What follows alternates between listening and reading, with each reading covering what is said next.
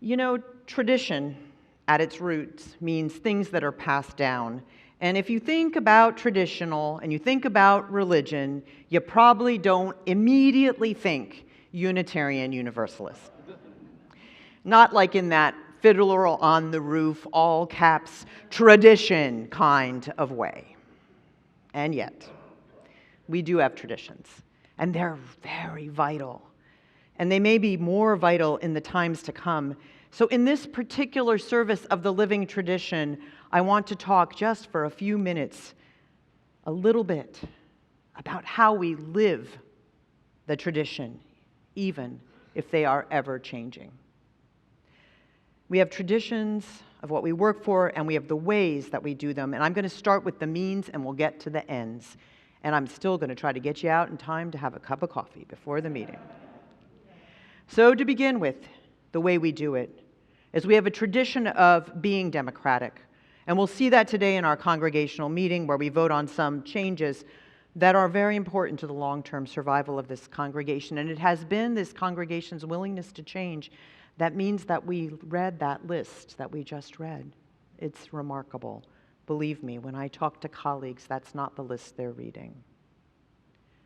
This is an example of how we change when we need to grow. And we enact our traditions through our involvement in this world.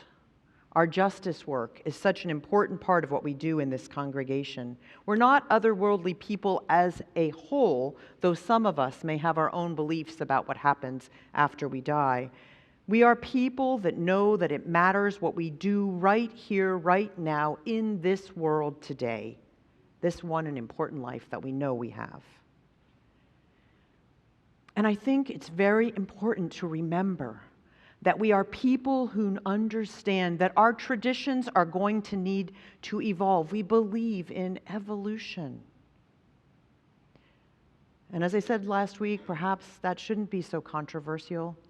So many years and centuries, actually, after those ideas were introduced. But we understand that there is a need for the change sometimes of understanding of our ideas and also of our hearts and of our ways of being. That is not something we can take for granted in this world when we're seeing so many manifestations of trying to go back in time, when we're seeing the banning of books in public libraries all over our nation, when we're seeing the clock turn back in so many ways, people trying to return to a time of fewer in the circle, particularly pernicious discrimination. We, when we do things, believe in our ability to make informed decisions, to consider the facts of the matter, and then participate in the decision-making, as we will do with these changes which the board has considered and which we've discussed in forums. We look at a repeat before us of one of the most frightening elections we have ever seen, the most frightening one, I will say, that I have ever seen. And we're having it stare us right in the face again. And so exercising our rights as part of our free religious tradition is something that is really important. Sometimes we say that our congregations are laboratories for democracy, and we're training our children and our young people in how important those traditions are too when they come among us. It allows us to continue to reach out and be in the world on these essential issues that are before us, like protecting the right to people's, especially women's, bodily autonomy, and the commitment to a moral economy that allows all to live with dignity. And how we work, if you look at us over the centuries, is that we gradually widen and widen and widen the circle of concern to be inclusive of people who want, for example, to use reason as their guide, or inclusive of people who others have not seen as fully people, inclusive of people whose rights have been denied.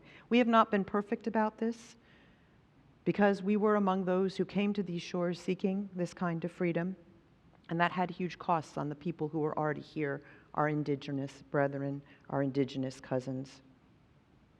And yet, The ideas that founded our nation are the same ideas we were experimenting with about how to govern our congregations. So our journey has been very much one of accompaniment together, and we understand now that we must keep widening those circles to include all the creatures of this planet in this time of global climate change. And finally, we allow ourselves to keep learning. And no time in our history have we been required to have quite so much learning. Things just keep moving, adapting, and changing.